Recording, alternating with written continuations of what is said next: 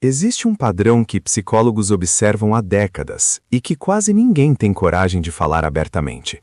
Pessoas com inteligência acima da média tendem a ser significativamente mais solitárias do que a maioria.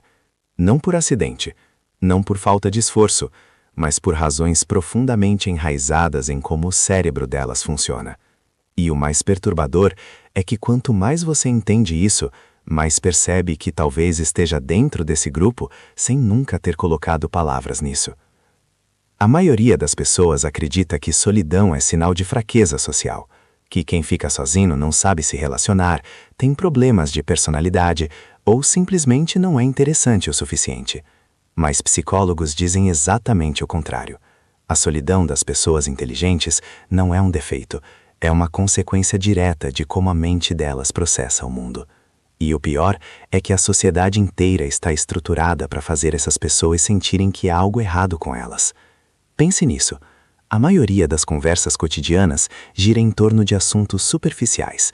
Fofoca, tempo, futebol, o que passou na televisão. Para a maior parte das pessoas isso é suficiente.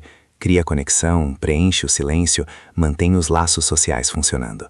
Mas para uma mente que opera em profundidade, esse tipo de interação não apenas entedia, ela esgota.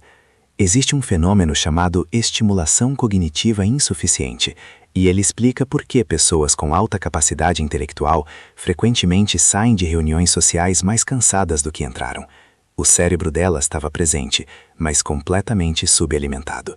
E o lado assustador disso é que, com o tempo, essas pessoas começam a evitar situações sociais não porque não querem conexão, mas porque aprenderam que a maioria das conexões disponíveis não vale o custo energético.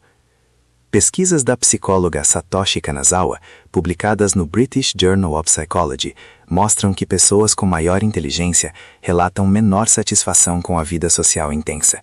Quanto mais frequentes as interações sociais, menor o bem-estar subjetivo dessas pessoas.